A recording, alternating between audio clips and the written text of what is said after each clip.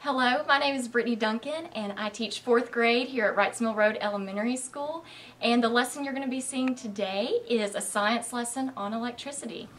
Alright guys, so we were talking about series circuits just a second ago, right? Okay. Now, I told you we would start talking about some parallel circuits as well. Does anybody remember anything about a parallel circuit? We haven't talked about them much. Hello? Duncan? Yes.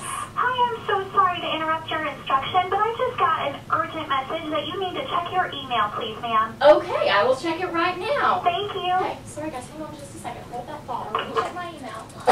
Okay guys, I didn't tell y'all this. Okay, you remember how we talked about Thomas Edison and how he was the founder of General Electric, the electricity company? Okay, I sent an email to them to see if one of the scientists would talk to us about what they do there, and she sent us a video. Y'all want to watch it and see what she said? Okay, all right. Okay. Uh-oh. Listen to this, guys.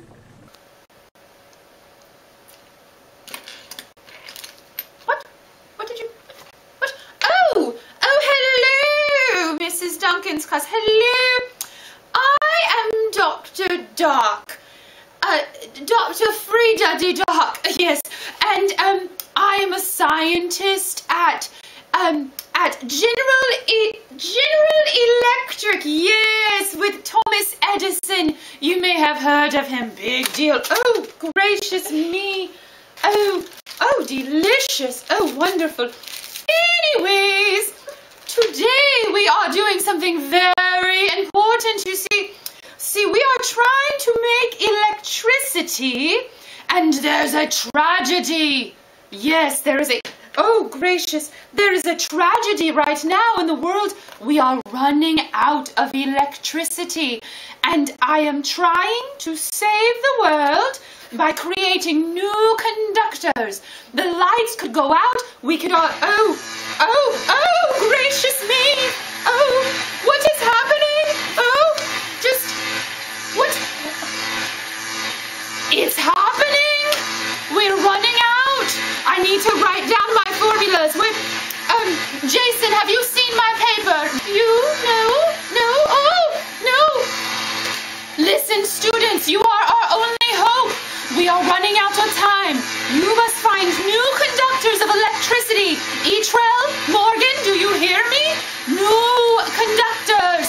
Oh, I'm so afraid. I'm going to go under. That looks like you. Okay, so can we help Dr. Dark find new conductors of electricity to save the world? Yes, Can we help her? I think we can as well. In your box, you will find a battery holder. You've seen this before, okay? What you do, you pop your battery in there, okay?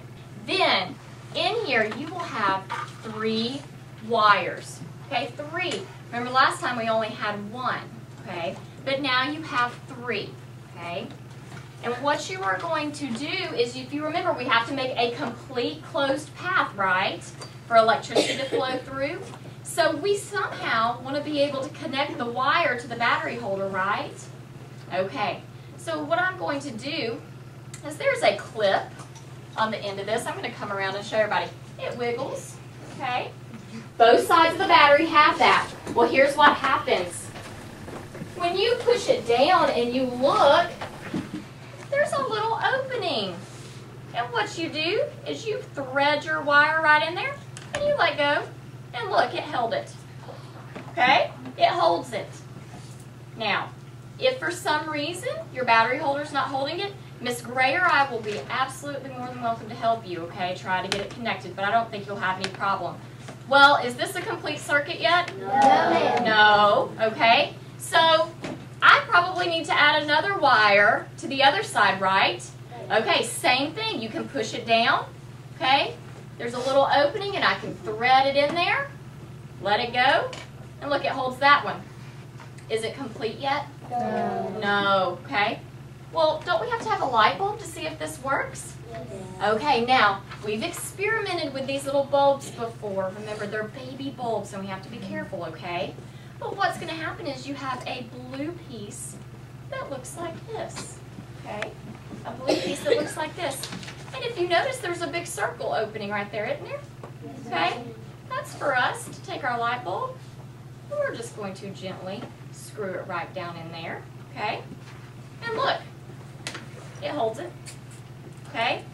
Well then, you have two of those little things that you can press down again, okay? Just like on the battery holder, same thing. So what do you think I'm going to connect to it? Wires, okay? So I'm going to attach one side, and now, what happens? It's still open. Okay, it's still open. Now I could connect it. Would that be closed? Now, did it light up? Yes. Starting to light up, right? But that doesn't allow me to test all my different things. So what I need to do is add another wire. I got to push down little metal piece, thread my wire. So now, is it complete yet? No. No. What do you think you're going to put in between the two wires? What are you going to put in there, Jacob? Your items. Your items. Do both wires have to touch your item? Yes. Yes, they do, okay? With some, you will see that the light bulb turns on. There will be more than one item that turns the light bulb on. Okay, but some will not turn the light bulb on. But you have to make sure you're making a complete circuit that it's closed, okay? It may take you a couple of times. You may be for sure that one thing is supposed to light up this light bulb. You just know it from your good memory and things you've done in the past. And it's not working, okay? What do we need to go and do? We need to try another way, right? Okay, thank you, Morgan. That's why it's called an experiment, okay? In this experiment, Hampton and Morgan are testing many different objects to determine if they are conductors or insulators. A conductor is something that allows electricity to flow through it. An insulator is something that does not allow electricity to flow through it. In this experiment, the students are using a tiny light bulb, 3 wires, and a battery to make a circuit. They want to know if some of the objects they have found are conductors or insulators. A golf tee, marbles, a straw, pipe cleaner, chalk, a brass screw, and a piece of wire mesh. To complete the circuit, 2 wires are placed on the object to send electricity through it. If the light bulb illuminates when the wires are placed upon the object, this means the object being tested is a conductor. If the light bulb does not illuminate when the wires are placed upon the object, this means that the object being tested is an insulator.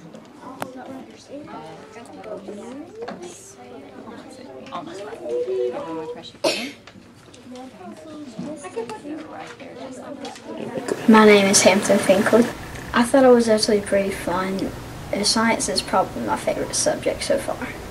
I learned about conductors and insulators and how electricity moves, and it really inspires me to be a builder. My name is Morgan Sorter. I like that we got to see all the different things that could be a conductor.